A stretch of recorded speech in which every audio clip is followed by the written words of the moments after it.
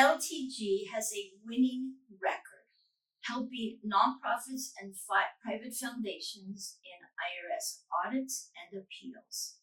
This is an area of law that is very difficult, very problematic, and the reason it's so hard to find a nonprofit attorney who can represent you before the IRS is because you have to know all of the areas of two areas of law. One would be IRS tax controversy, and the other is nonprofit foundations law.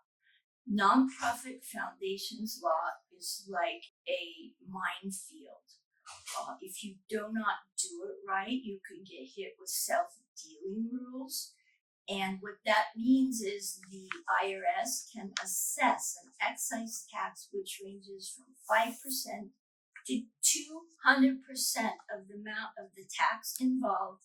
And guess where it goes? It doesn't go on the private foundation.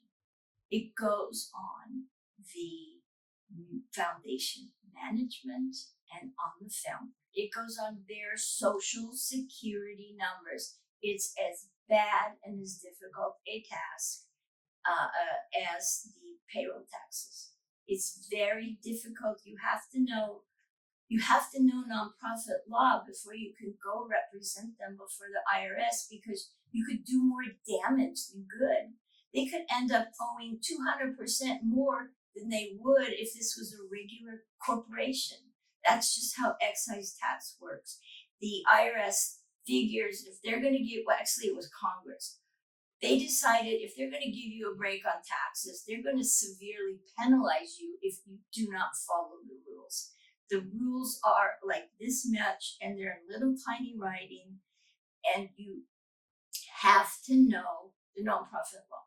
If you don't know excise tax law, you could get your client injured. They could end up with 200% penalty on their social security number, and it doesn't go on the foundation. Our wins include reversing a $2.5 million self-dealing penalty on the founders of a nonprofit to zero. We have a lot of different cases. That's just one of the biggest ones so far.